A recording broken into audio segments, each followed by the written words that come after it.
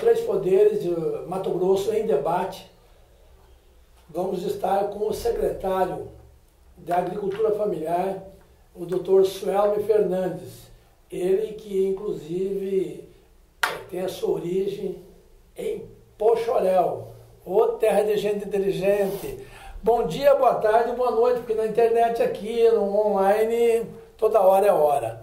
Como está, secretário? Ser secretário num momento assim que o país, a crise que o país está passando, mas num momento de renovação, de transformação, com um governo dinâmico, sério, e procura trabalhar dentro da honestidade o máximo possível, que é Pedro Taques. Com certeza, queria cumprimentar a todos que nos acompanham pela internet, pela mídia social, deste programa importante. É um prazer estar aqui e é uma honra para nós todos e principalmente para mim, enquanto secretário, participar deste momento importante do estado de Mato Grosso, em que nós estamos construindo um estado de transformação.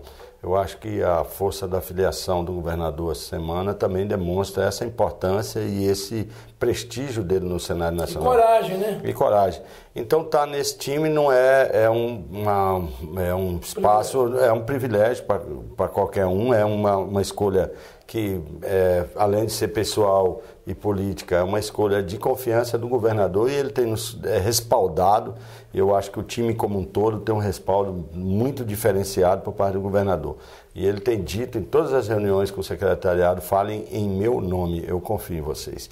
Isto é bastante diferenciado em relação a outros modelos de gestão pública em que o governador, às vezes, centraliza demais e tira a autoridade do secretário. E o secretário, às vezes, vive nas históricas carteiradas. O deputado carteira, o prefeito carteira, o vereador carteira. Hoje não, há um respaldo de nós todos para trabalharmos de forma limpa. Ele blinda os senhores. Blinda, nós temos um pacto entre nós de não agressão, de convivência solidária, de harmonização, que é muito diferenciada. Eu vi na experiência da gestão do Mauro Mendes, existia realmente uma unidade muito grande. E eu acho que, assim, no governo do Estado, é uma continuidade um pouco dessa experiência que a gente teve na Prefeitura. Então, poder trabalhar nesse ambiente com respaldo, com autonomia, com respeito do governador, que é o nosso líder maior, não deixa de ser um privilégio para poucos e eu me sinto honrado de participar desse governo. A sua secretaria é Agricultura Familiar e Assuntos Fundiários também. Sim. Como está ambos, o assunto fundiário e a agricultura familiar, e depois também aproveitando já ato contínuo a esse convênio que o senhor firmou com a Secretaria de Justiça e Direitos Humanos? Com certeza. O governador teve uma decisão inteligente no grupo de transição de transformar a Secretaria de Agricultura em Agricultura Familiar. Então, é um recorte específico. A Secretaria, eu costumo dizer que na década de 50 e 60, quando foi criada a Secretaria de Agricultura do Estado, lá na missão da Secretaria, na visão de futuro, estava tornar Mato Grosso num celeiro do agronegócio brasileiro. O maior produtor de soja, o maior produtor de algodão, isso há 30 anos atrás. E muita gente dizia que aquilo era loucura, essa visão de futuro, em função de que o Cerrado tinha todos aqueles dilemas e aqueles desafios que se colocavam na época. E hoje, a gente vendo os indicadores econômicos do Estado, a gente vê que essa meta, essa visão de futuro foi importante para construir esse hoje de excelência nos commodities da agricultura familiar. Então, quando o governador definiu que era agricultura familiar, ele está replanejando também o futuro, olhando para o povo, né? Olhando para as pessoas que são mais de 109 mil assentados, 110 mil assentados, famílias, são 300 mil famílias, vamos dizer hoje, que estão esparramadas no estado, que tem um potencial gigante de produzir alimentos. Então, hoje, a visão de futuro desta secretaria é tornar o Estado um dos maiores produtores de alimentos do Brasil. E evitar o êxodo rural também, né? Evitando o êxodo rural campo, né? E trazendo alimentos mais sadios. Hoje é inadmissível que o Estado... a evasão de divisa, a agregação de valor e tudo mais. Hoje nós temos algo em torno de mais de R$1 bilhão que é gasto com alimentação. Quase todo, 80%, está vindo aí de Santa Catarina, Paraná, Goiás, São Paulo, Ceagesp. Falta tomate, falta tudo, vem tudo. E pela posição, assim, até para nós é contraditório ter um estado desse tamanho, com tantas potencialidades, não poder ter uma cebolinha. Por exemplo, é uma coisa que custa caro às vezes para nós. O cuiabano costumou achar que a rapadura é uma coisa tão nossa, a farinha, e está chegando caminhões de farinha para abastecer o mercado local, e não somos o suficiente. Rapadura tem vindo do Nordeste para abastecer o mercado, nós não temos produção local. Então, são isso... fatos reveladores que eu lhe confesso que eu não tinha esse conhecimento. O peixe está vindo do Pará para abastecer o mercado, porque nós não somos autossuficientes com o peixe de couro. Apesar de sermos o maior produtor de piscicultura do país. Então, o que a gente enxerga na visão de futuro? Mato Grosso se tornar um grande celeiro de produção de alimentos. O pessoal da produção, vamos anotar isso aí, porque é importante, inclusive para revistas aí. Agora que estamos lançando a Rural S.A., que o senhor tomou investimento. Maravilhosa revista, e vamos divulgar muitas ações importantes. E Mato Grosso, eu queria dizer, ele já é produtivo e tem excelentes experiências em relação à pequena produção agrícola. Vou dar um dado para você. Nós temos mais de 20 mil hectares de pequena propriedade produzindo café na região norte do estado. Café arábica? O café, infelizmente, o café arábica que tem trazido do Espírito Santo e de Minas, é uma variedade ultrapassada. Agora, com o governo do estado, vai entrar com uma política de trazer o P50 ou esse café de Rondônia, que já é testado pela Embrapa, para melhorar a produtividade. Para você ter uma ideia, infelizmente, a variedade que a gente produz tem pouca aplicabilidade e pouco desempenho aqui para o Mato Grosso. E mesmo assim o negócio ainda está sendo viável. Imagine agora com a mãozinha do estado indo lá, criando um grande viveiro com mais de 1 milhão de mudas, com um programa de assistência técnica para acompanhar esses pequenos. Eu não tenho dúvida, nós vamos exportar esse café para o mundo inteiro com qualidade. Tem gente produzindo, inclusive, café orgânico aqui, sem agrotóxico, sem química. Então, esses são só alguns exemplos. Nós temos grande produção de maracujá, nós temos um polo de fruticultura como Terra Nova, é tudo de pequena agricultura. São todas revelações aí. Que eu fui lá. Soja, algodão, boi, fica 4, 5 assuntos ali, né? Safrinha, não me fala mais nada.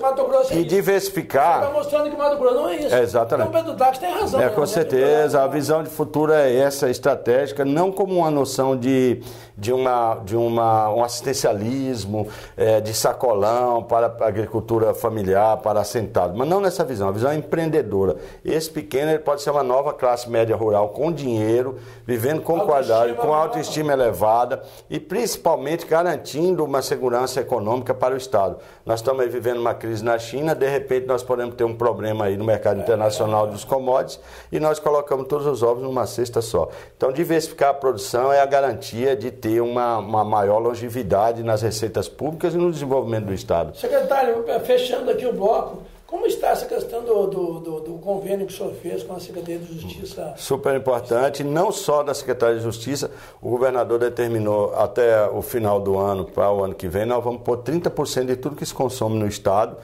adquirido da agricultura familiar. Isso é muito dinheiro. Só no sistema prisional são 10 mil presos hoje. Nós queremos um programa inédito no Brasil de que 20% de tudo que se consome hoje dentro do sistema prisional venha da agricultura familiar. Isso é algo em torno de 20 milhões de reais de novo dinheiro de mercado aberto para o pequeno produtor. Esse é um grande desafio, abrir mercado.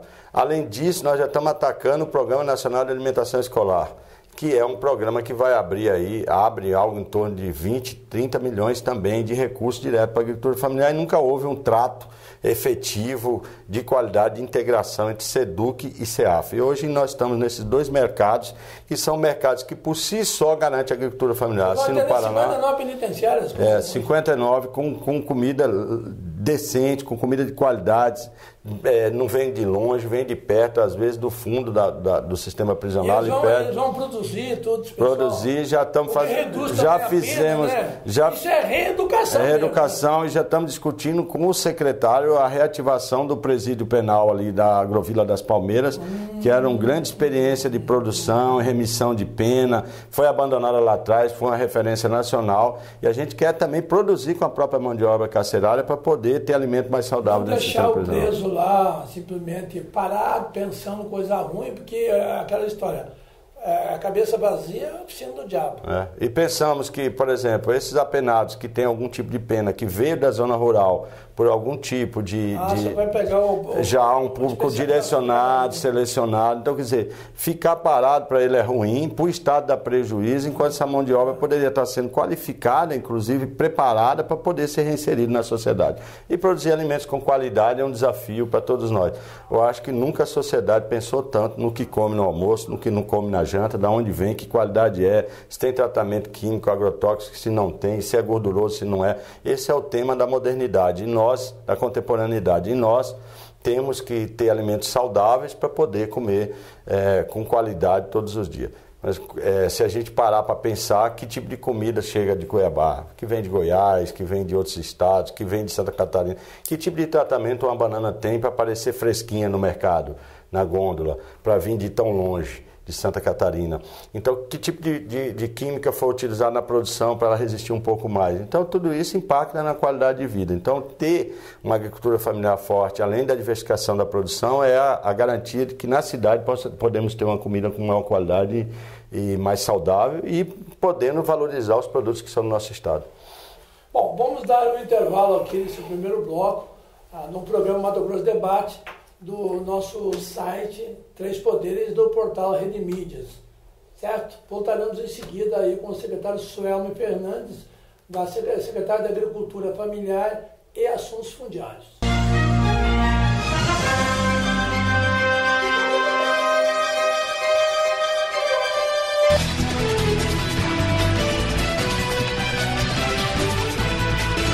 Agora, através do portal de Rede Mídias, você acompanha também nosso programa de Web TV. Acesse nossos hot sites, GPS, Sucesso e Três Poderes. www.portalderedemídias.com.br.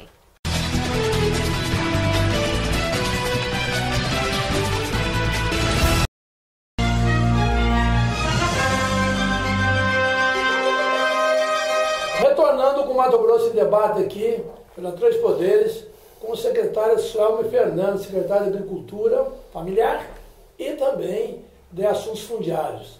Secretário, como é que nós estamos na questão da sustentabilidade aqui em Mato Grosso, mais focado exatamente na sua secretaria, que hoje vem muito selado? Eu acho que o fato de Mato Grosso achar que não, às vezes no passado, não se combinava desenvolvimento econômico com o meio ambiente, nós perdemos muitas oportunidades. A oportunidade de financiamento de recursos internacionais, fundos não retornáveis, vários exemplos, fundo alemão, fundo norueguês, fundo britânico, enfim, são várias fontes de recursos. Até na Índia, né? Até na Índia.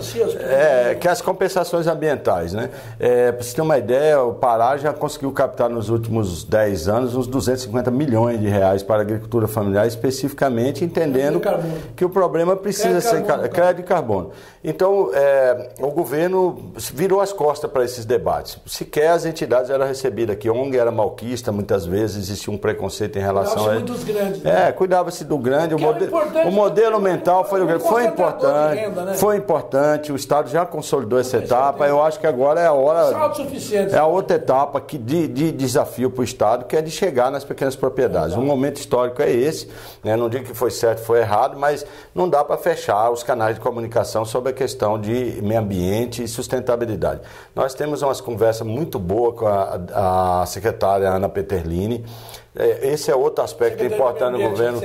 Conversamos com uma interação muito grande entre os secretários. Eu já tenho cooperação com o Valdinei das Setas, eu já tenho cooperação com o Márcio Dorileu da Sejuda, eu já tenho cooperação com o Permínio, e entre nós os técnicos andam entre as secretarias sem nenhuma restrição e ressalva.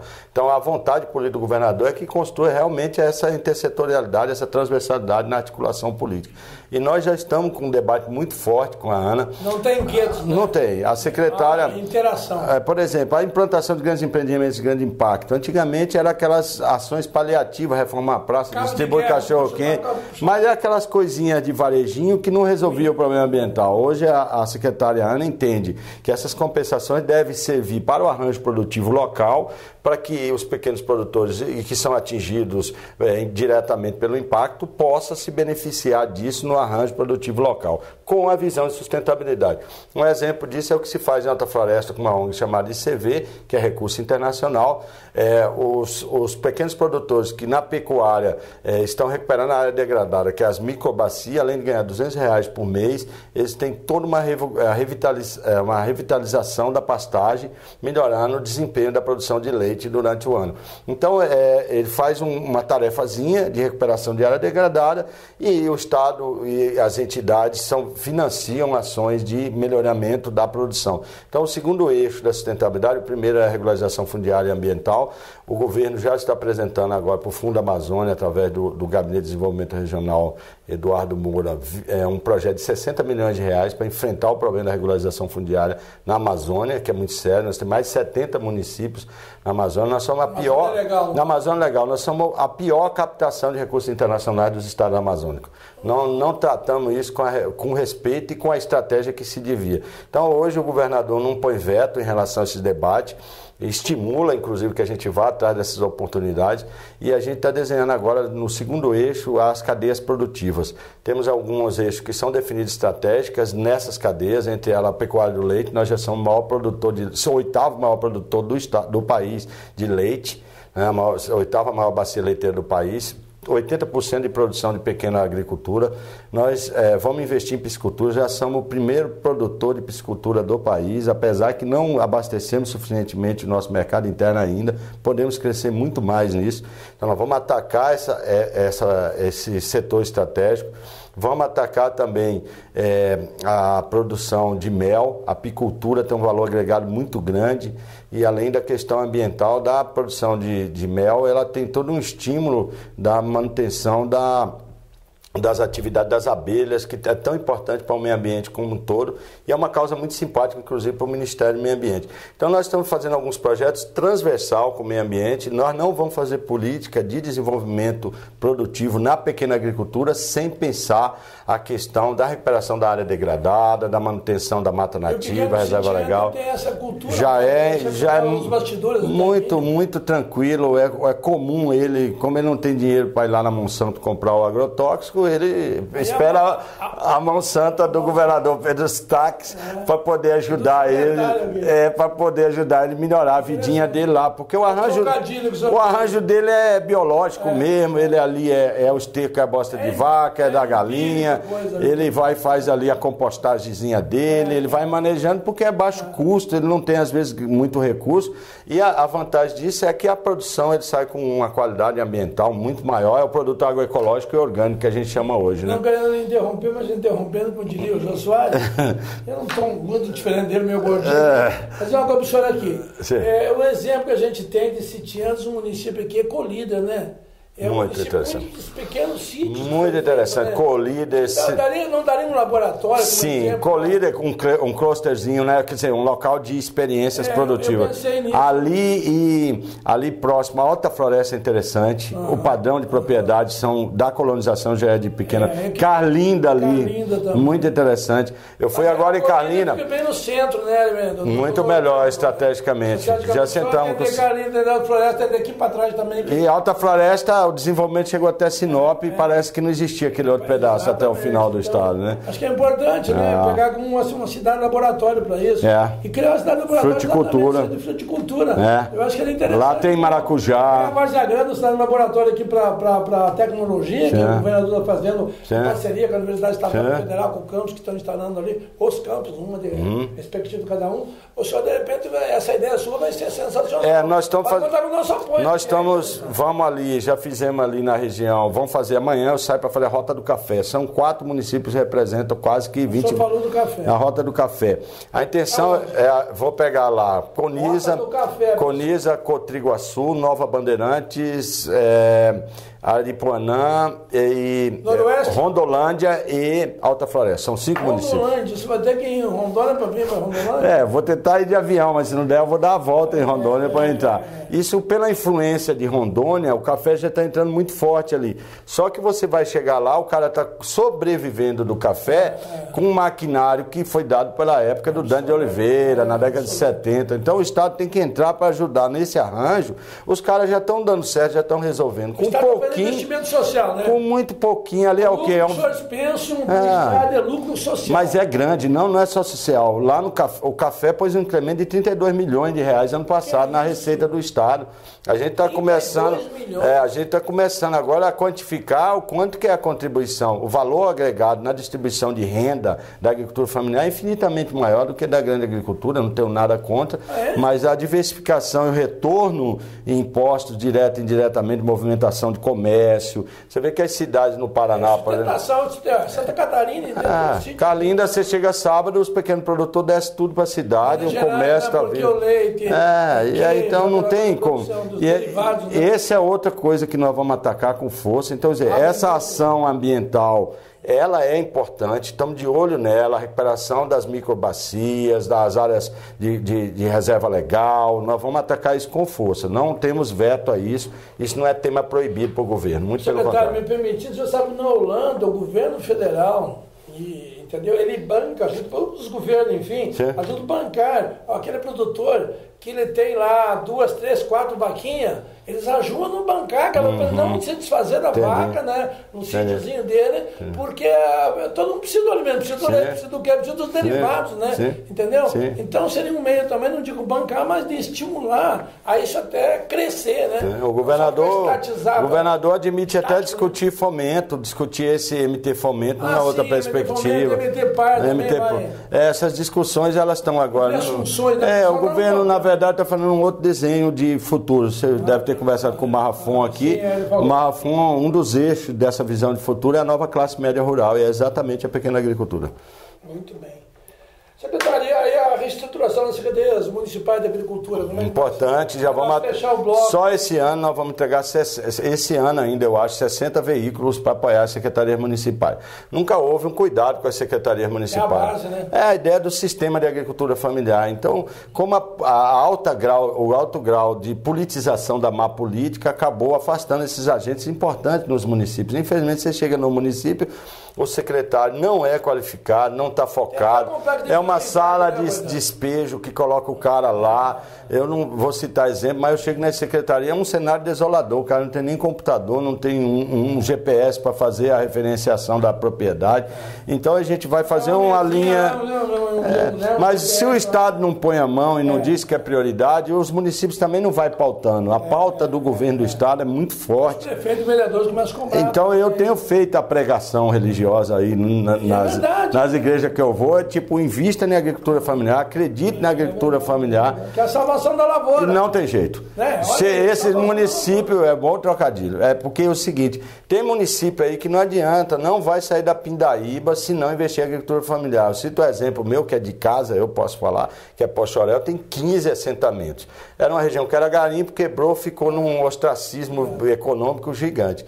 E o prefeito consegue enxergar um monte de oportunidade a prefeita falar em indústria, isso e aquilo, aquele sonho de Chaplin de tempos modernos, e não enxerga o óbvio, que é cuidar das galinhas, cuidar do ovo caipira, que todo mundo gosta, cuidar do leitãozinho, que todo mundo quer, o peixinho ali. O ovo tem voga, agora virou bom pra saúde, ovo e café. Ovo orgânico, eu vi um negócio assim, ovo orgânico, o vovó já dava pra gente fazer gemada, ovo orgânico, que pegava lá no quintal, você ficava cuidando da galinha. Né? Então, isso hoje chama ovo orgânico. Então, que é o quê? É uma galinha criada assim, a lavonte, no espaço aberto, com milho e um manejo aberto para pastagem. Esse lavonte já vem de geridorê.